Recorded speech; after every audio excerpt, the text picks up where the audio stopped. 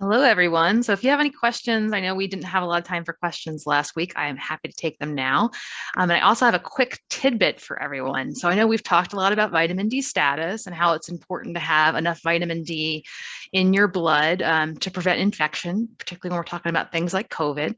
Well, recently, I guess it was last week, a piece of literature came out, an opinion piece, but an opinion of experts saying that what they're seeing in the literature as it relates to COVID and vitamin D status is that to have optimal blood concentrations, you really need to be at 50 nanograms per milliliter or higher. Now, when we've talked previously, I've said 40, and 40 has always been kind of a low and conservative number. But it's interesting to see this organization come out and say, no, we really need to have you at 50. So if you were optimizing your blood vitamin D between 40 and 60, as most of us have been doing, you definitely want to be on that high end now. So we're looking more at the 50 to 60. And with it being a time of year that your vitamin D status is low, now is a really good time to get tested and make sure that you have enough vitamin D, and perhaps increase your supplement intake if you need to do that. So luckily, it's something we can fix pretty easily.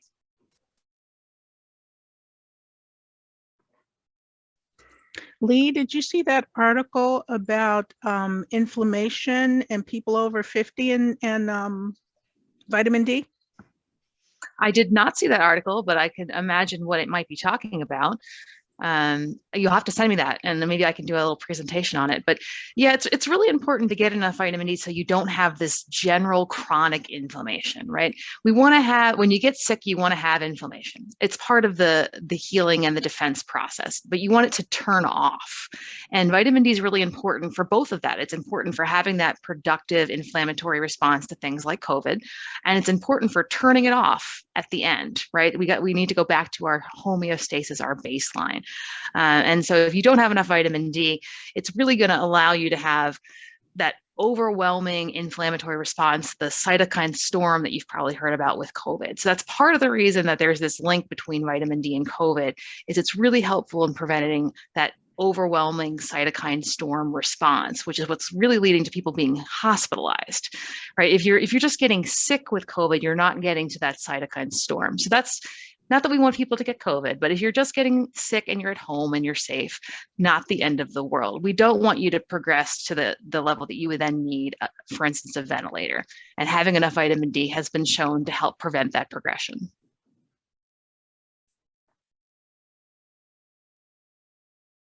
All right, well, I don't see any other questions, so I'm going to go ahead and turn it over to Dr. Rioux, and I'm really looking forward to this piece. I have to turn on the microphone.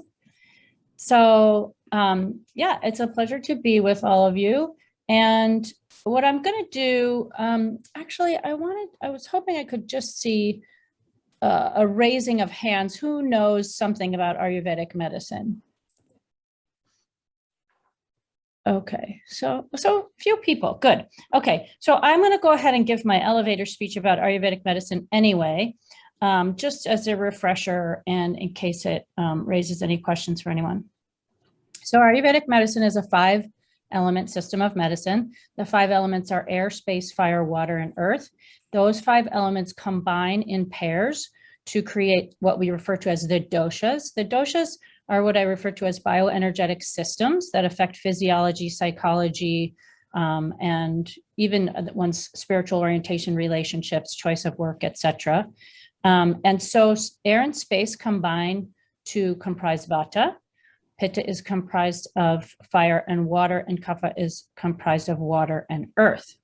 So today I want to talk a little bit about basic recommendations for winter and building immunity.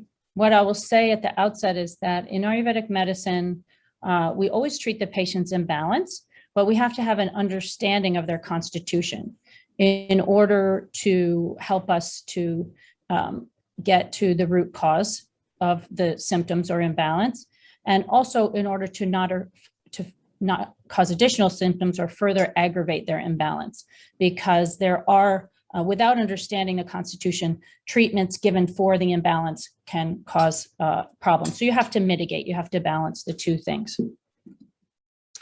So winter is a Kapha Vata season because it is cold. Some winters are dry and some are wet, but more wet than dry.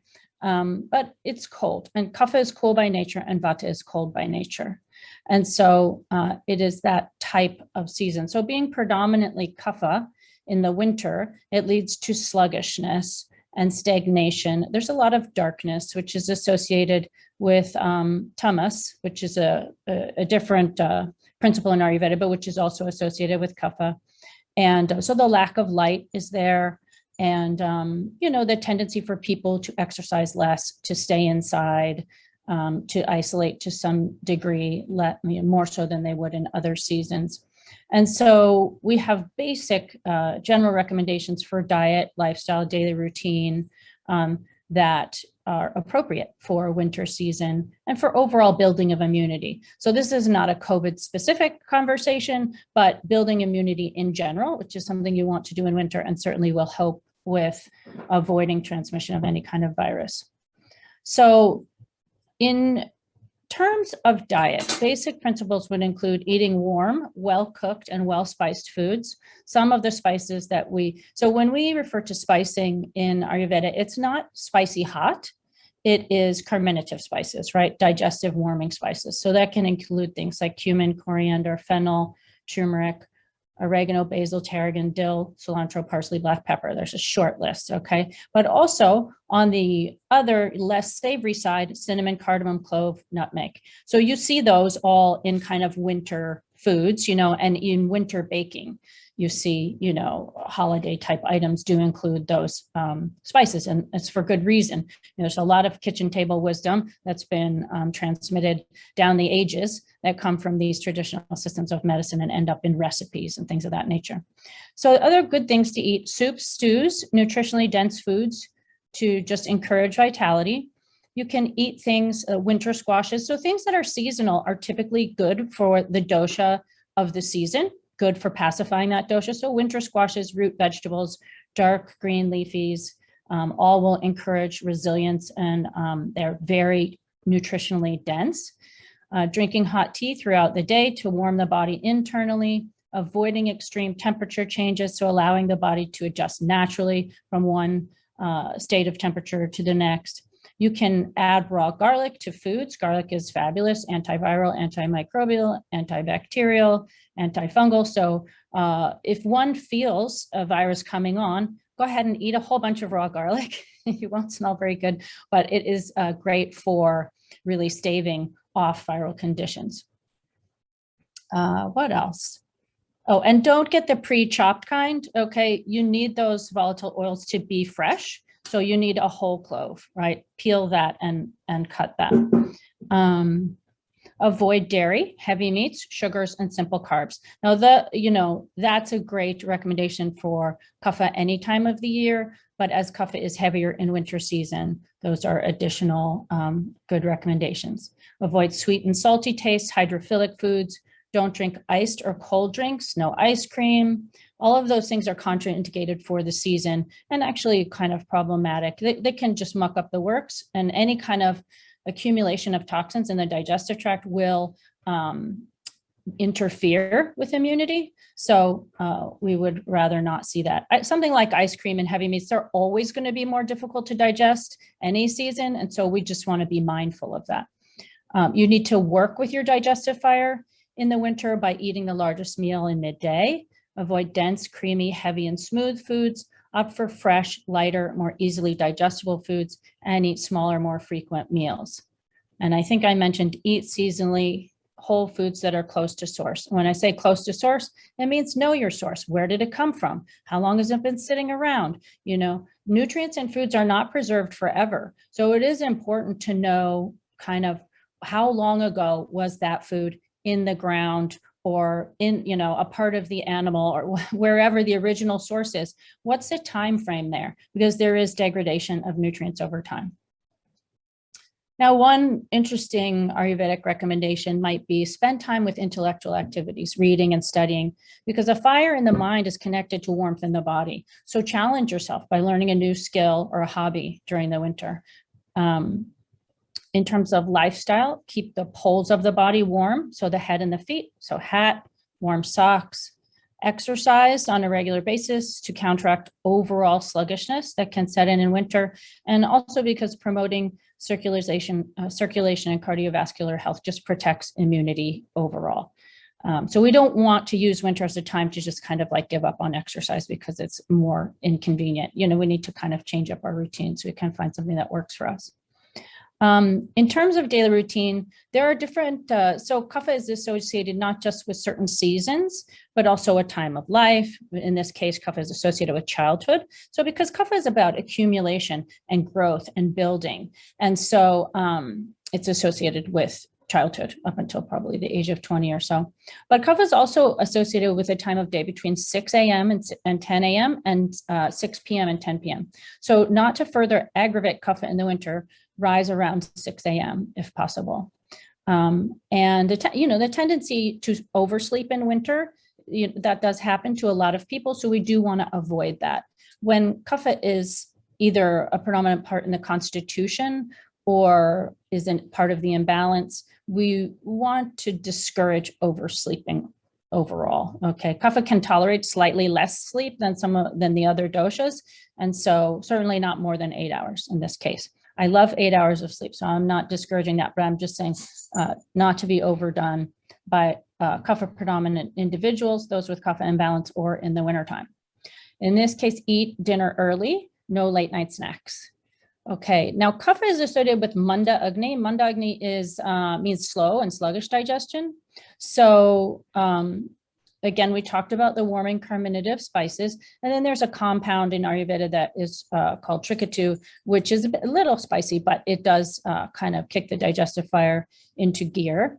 That's I'm not recommending that as a standardized for everyone, but it's something that we use with kapha aggravation. It can slowly burn through toxins in the digestive tract, but it is not a great recommendation for people of primary pitta constitution because it will get them too fiery. So we have to be careful. So vitamins to boost immunity and resilience, all the basics, C's, all the B's, D, particularly for lack of sunlight in the winter, zinc up to 10 milligrams if you're dealing with a virus, otherwise a couple milligrams a day if you want to take that regularly, elderberry. Then adaptogenic herbs are things to improve resilience and boost immunity. So these are things like ashwagandha, astragalus, reishi, maitake mushrooms, osha, echinacea, golden seal. And then there are bitter tonics, which are things like dandelion and burdock root. You can make those in tea if you like. And for sore throat, licorice tea is great.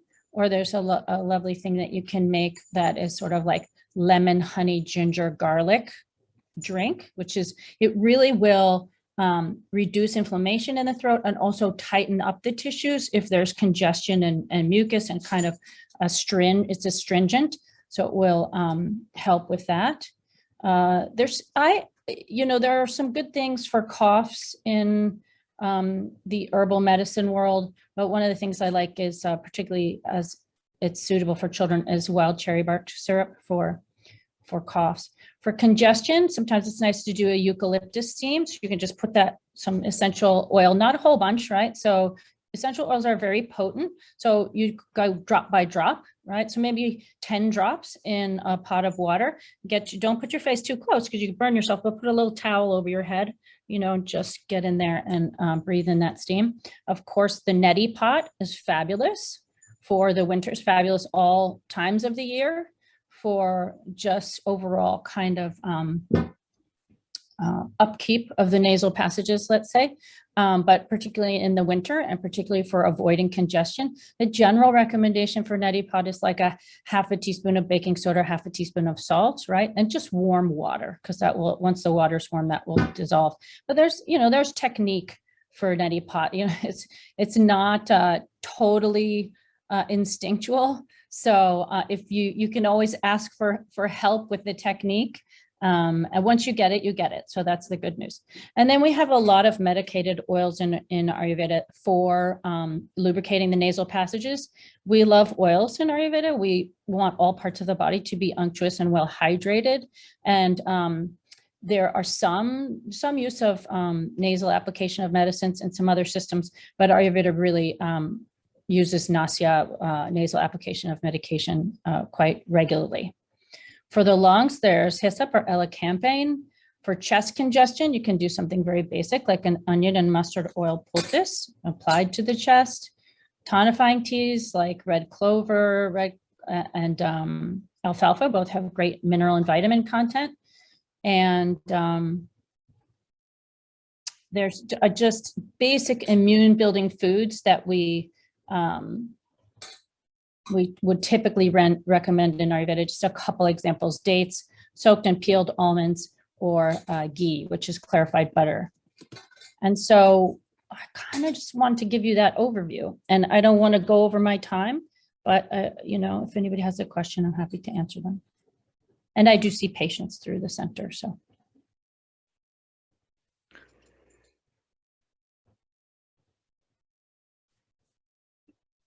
So you do have some questions in the chat. I haven't been looking at the chat. That's all right. I'll read them for you. Someone giving their attestation to Boswellia and Triphala, that they love them. And a question, what about garlic oil pills as opposed to fresh garlic? Or I don't like it as much because, it's just not, the properties are just not going to be preserved in the same way. It's left the plant. It's now inside something else. You can't, retard or stop the process of that just slow, gradual degradation of the therapeutic properties. So, and, if you get an ear infection, you can literally stick a clove of garlic in your ear. Some of the oils from the clove will, kind of be transferred into the ear canal. And that's another kind of basic thing that can be done with garlic. Great question. And then Mark gave a really great hack about the steam. If you put a paper bag with a hole in it over top of the hot water, now you have created a little vaporizer, which might make it a little bit more concentrated and targeted. Yeah. Any other questions? You can put them in the chat.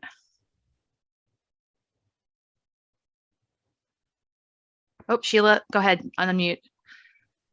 Hello, how are you? I really enjoyed your talk. I wanted you to expound a little bit on ghee, and because isn't that, I know it's a butter, and I know how it's made and everything, but it still is a saturated fat. And I was reading, I think it was Dr. Andrew Will's website on ghee, and he was saying something about there was a lot of heart disease in India, even though they used the ghee thing.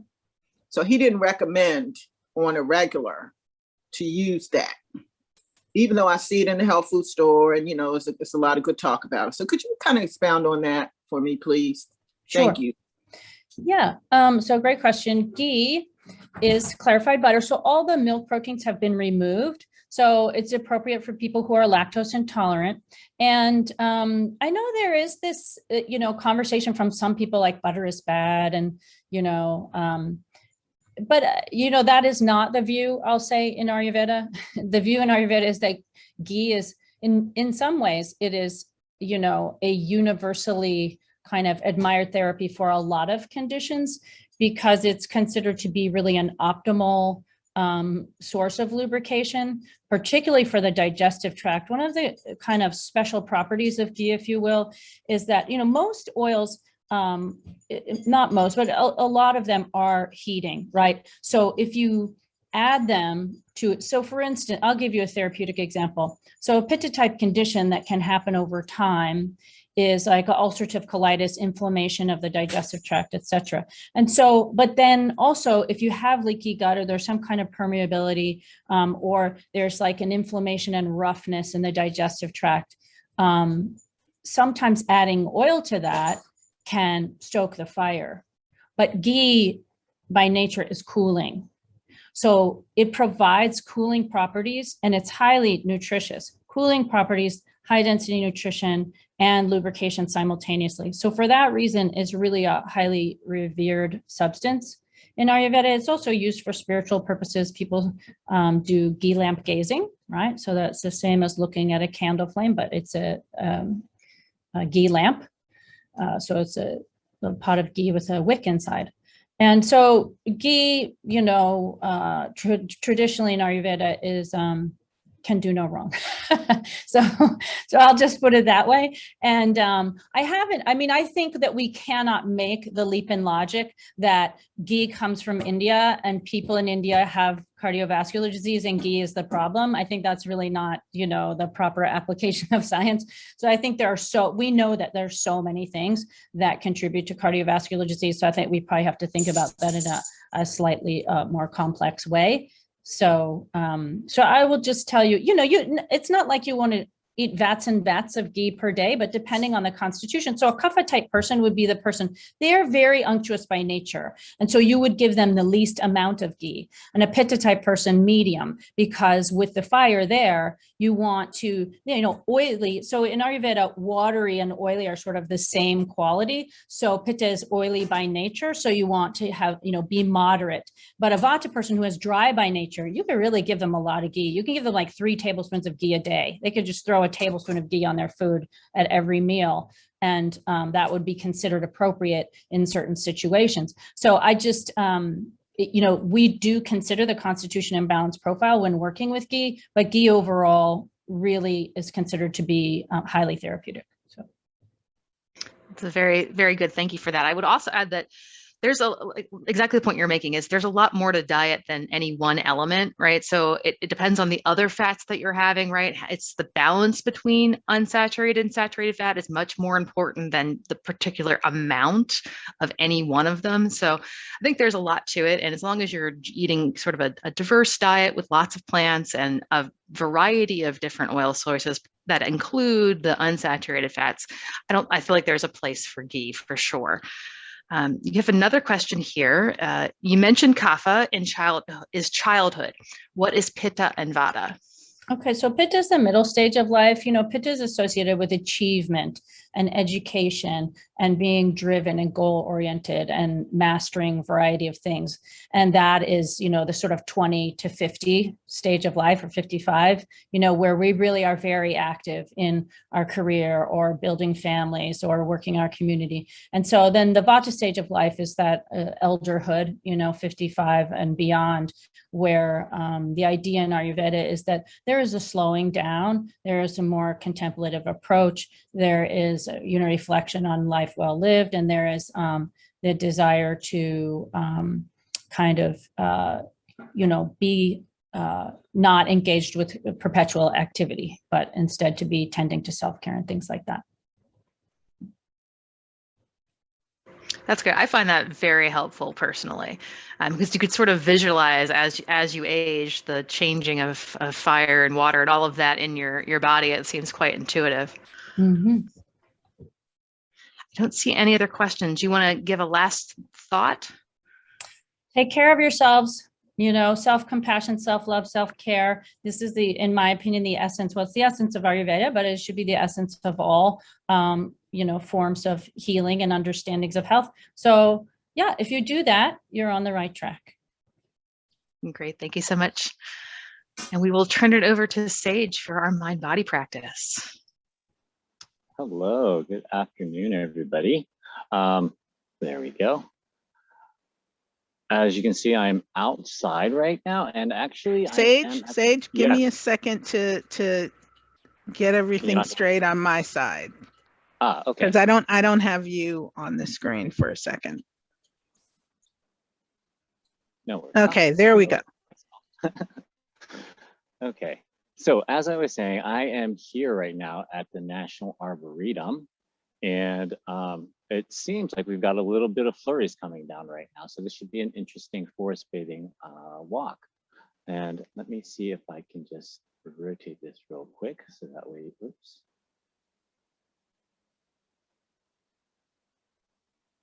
Is it not rotating? There we go. Okay. So right now I am by the pond at the Arboretum here. And as I said, we've got a little bit of light flurries coming down. And I thought of doing our forest bathing walk a little bit different than we have before in the past.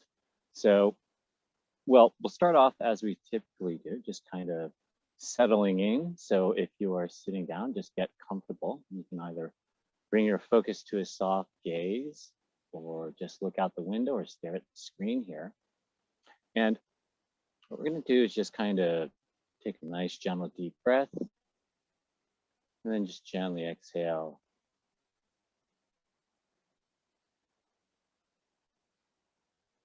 And I think Jennifer said bathing in snow flurries is not her idea. It's a good thing I'm out here then for you. But as you're looking outside or looking at this screen, just notice the different things before you. And Al's wondering if the pond is frozen. And I guess from this angle, it may not be as noticeable, but yes, it is frozen, or a great majority of it is.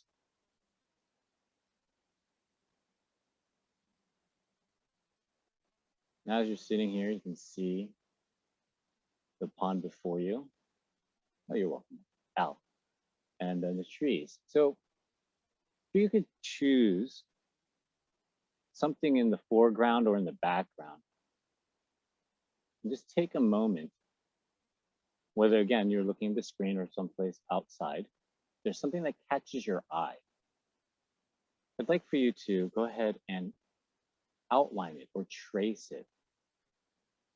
Take a moment to trace that, what we call more than human being, so whether it's a tree or even the pond itself, or perhaps the hillside. Take a moment to just outline and trace it. And as you're doing that, noticing and observing the different things it may connect to.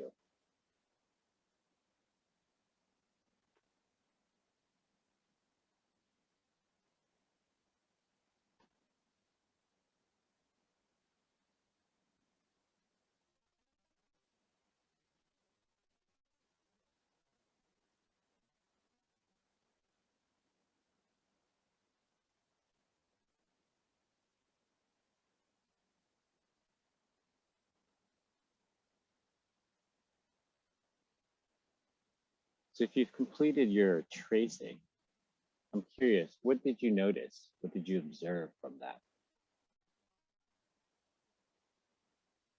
And feel free to add that into the chat to respond.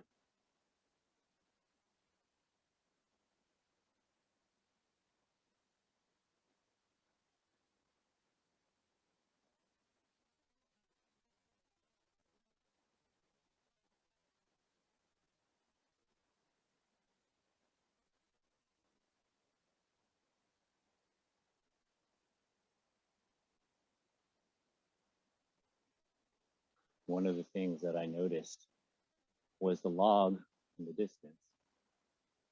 The trees seem very tall when tracing. Yes, that is true. Thank you for sharing that. But one of the things I noticed was a log that's fallen, or I should say a tree that's fallen. Part of it is in the water, most of its trunk, while its branches are, the trunk is on the land while most of its branches are in the water. It's rather interesting to see that connection. I think Jennifer said something about the eddy. I missed that.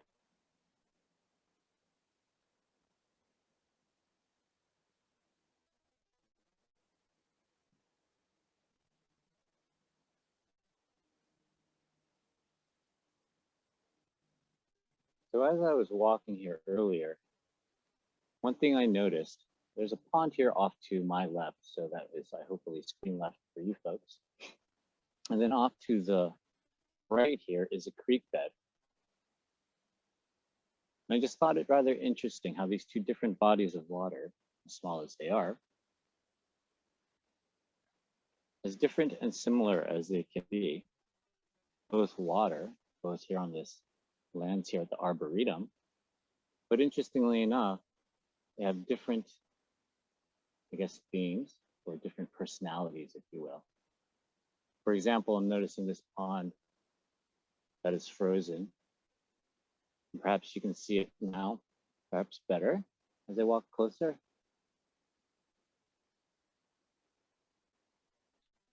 And then over here to this creek, not much ice.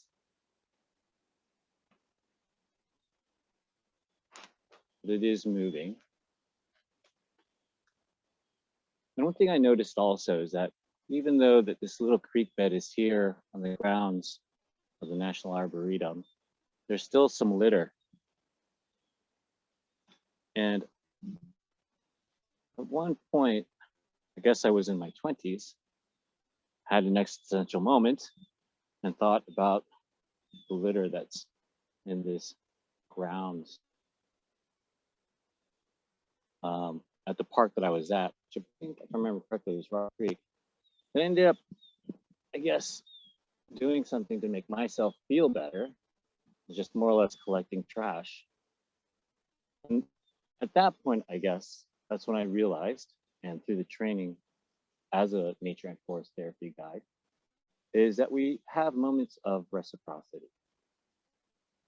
And I started doing that from time to time when I'm outside, enjoying the environment that I recognize in. Is carrying a small plastic thing. That's what I'm doing right now, is unraveling this bag that I usually have and just collecting a bit of trash.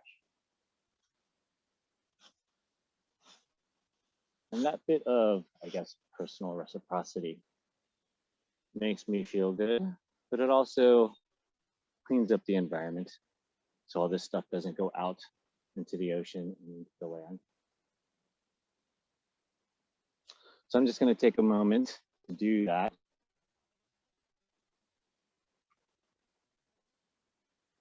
I'm just collecting these few things, and it's interesting sometimes the things we may find, like this. So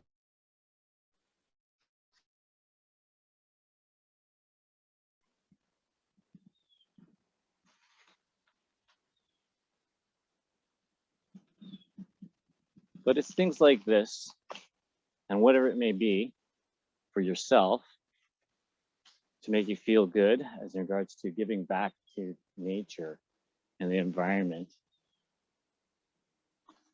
Whatever that may be, take it upon yourself to do that.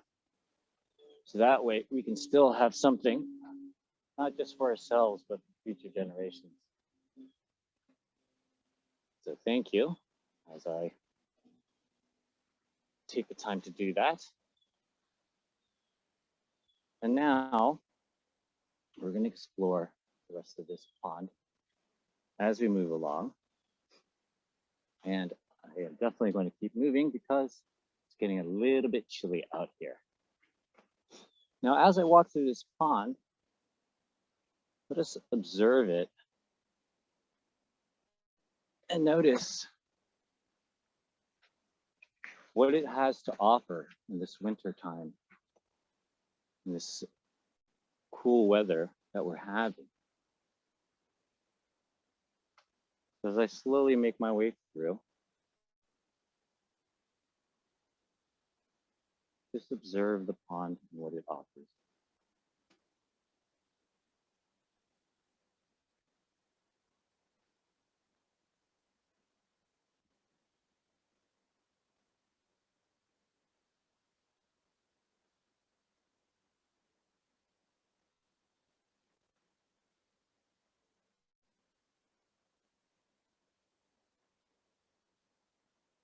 Now, I'm not sure how transparent the snow is coming through on the screen, but these snowflakes seem to be getting a little bit thicker, a little bit more fluffy.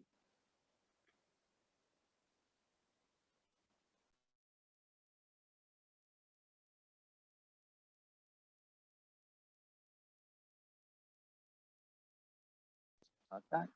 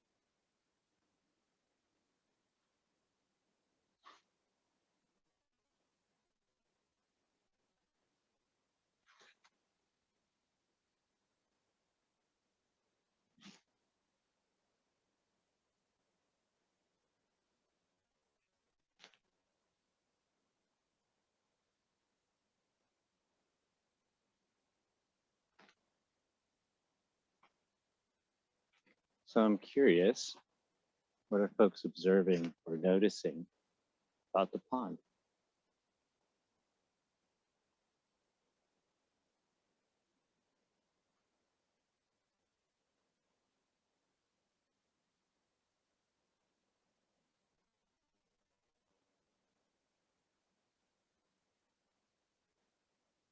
The frozen, yes.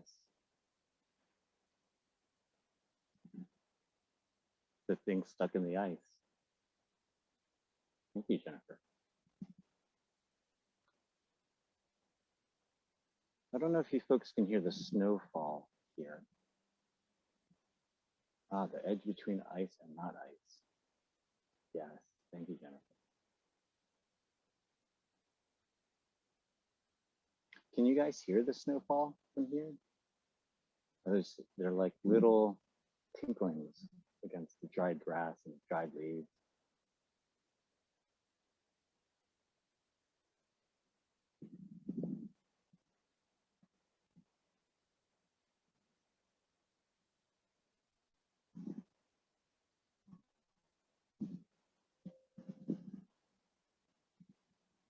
So one thing I would like to share with you all, a little activity.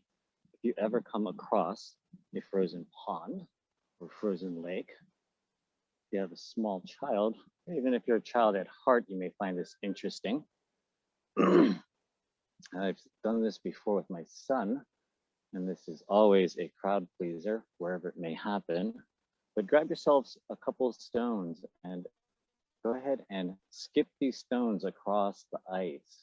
And hopefully you guys will be able to hear what the pond has to say as I send these stones skipping across the ice.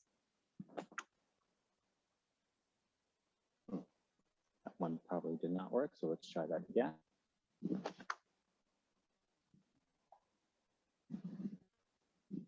Once more. I don't know if you folks can hear that.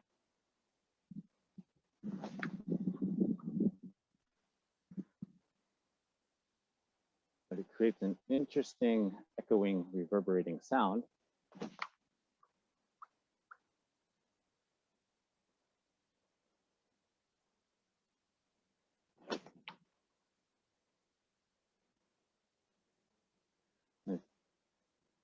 Yes, and oh, so you guys can hear that. Great, and it sparks imagination. Thanks, Jennifer. And oh, can't read that, not yet. Sounds, yeah, sounds like gurgling water.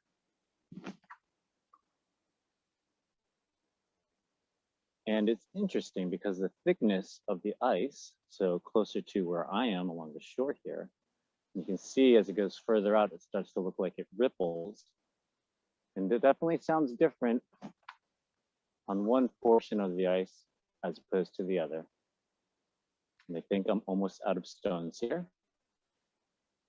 So let's see if we can do this once more.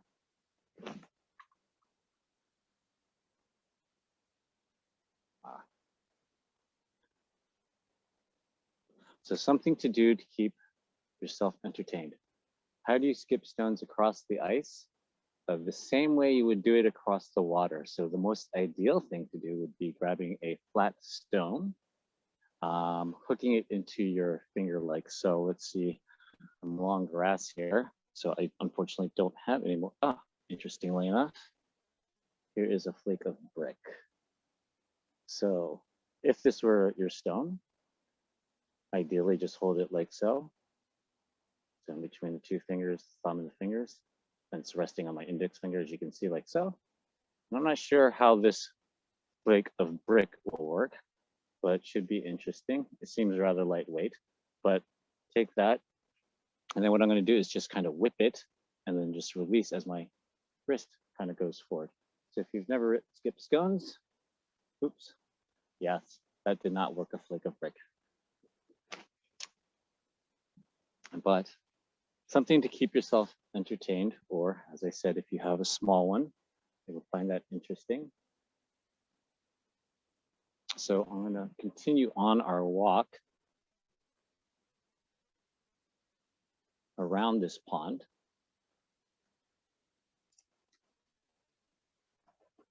And interestingly enough, sometimes when you walk, you come and explore things, and you get to see random things like this.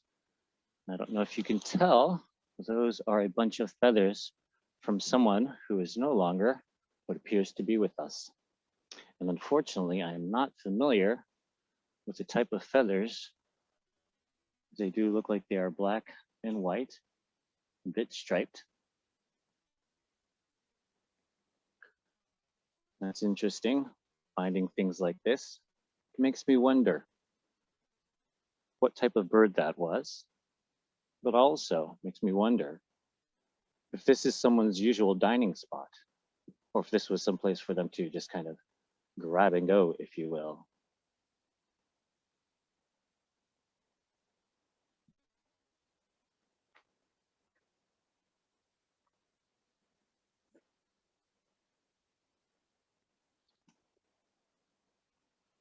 Whoa. And I just slipped coming up this hill.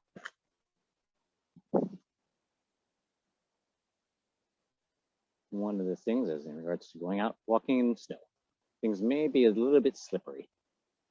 So just be mindful. And if you can laugh at yourself, then that's always a good thing.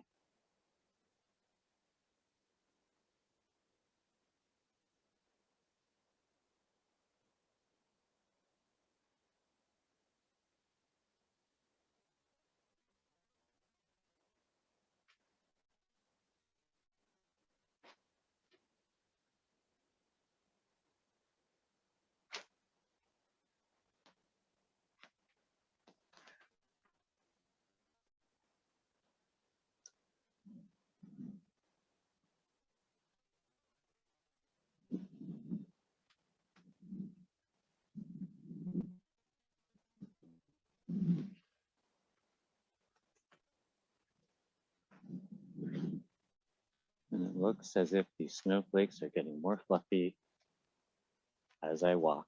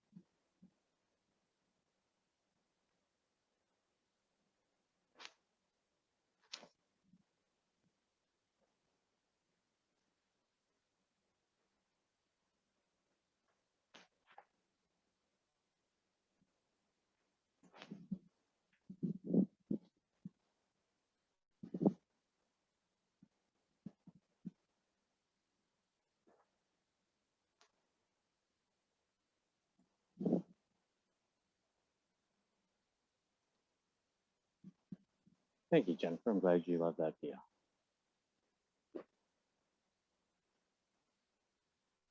And as you're sitting here enjoying this view, let's just take a moment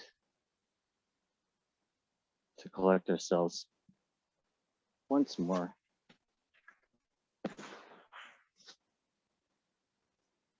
And as we sit here, watching the snow fall into this pond. I'm going to rattle for you this little egg that I have, my little rattle. And just either bring your focus to a soft gaze, or go ahead and close your eyes and soften your shoulders.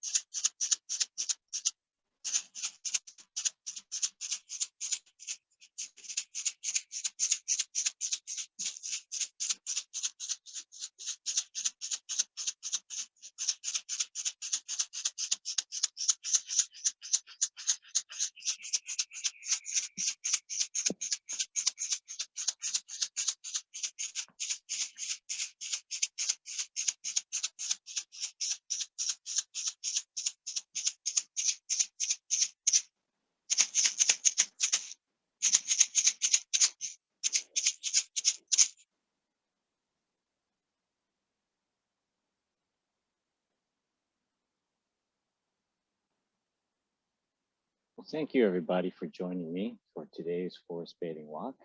And before I send us off, I just like to say thank you again, but also I do have some tea here. And usually for these walks, we pour some tea for everyone with us.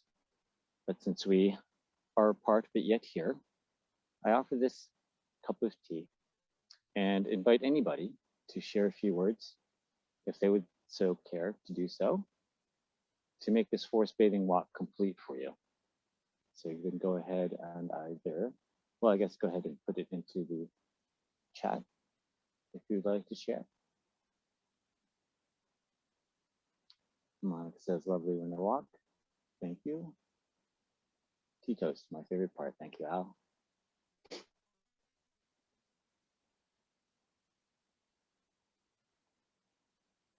And this tea, if anyone was wondering, well, yes, it is hot, and that's why I'm holding it, because it is getting a bit chilly out here. But it is a lemon ginger tea. Alva says, very lovely, thank you, and thank you. Thank you, Joyce. Imagine sipping a green tea with snowflakes coming up my nose. Thank you, Jennifer, for sharing. And so again, I'd like to thank each and every single one of you, and not only each of you, but also this land that I'm on, and the land that each and every one of you recreate and enjoy and partake in. So thank you. And with this, I will stay warm.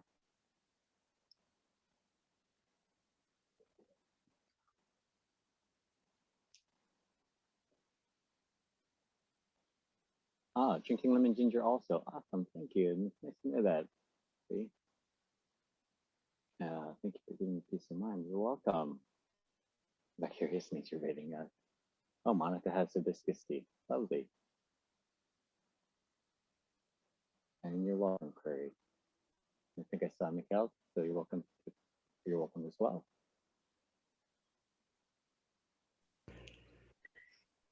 Thank you, Sage. That was wonderful. You're welcome. You're welcome. It's always my pleasure. it always makes me think when I see the ground so fallow, and how, you know, just in a few months it'll be green and beautiful again. But Yeah. we need this cycle, right? That is true. We definitely need these cycles. It's something that we have to go through. And it's interesting because I do notice that folks tend to see winter as a time of not growing. But if we look around, no matter where we may be, we might still see something growing and moving and being alive out in the winter, in the cold season. But it is a thing that we definitely need to go through, kind of like our stages in life and the other things that we may go through. But yes. Salome, you're welcome. All right, everyone. I think this is a good place to stop. Have a beautiful weekend. Keep warm. Do what Dr. Rioux said. And be well. Bye-bye. Bye-bye. Thank Have a you. good weekend, everyone. Thank you. And thank you, everyone, for your presentations. It's wonderful. Very much. Have a good weekend. Thank you, You and too. stay warm. Thank you, everybody. Janet, how do I sound? You sound good, Misha. And the photo, Good. the picture, the video is very good too. Coming in clear as a bell. Great. It was wonderful. I wish I could share the snow with you, but I actually don't wish I could. So, No, you don't. no, I don't.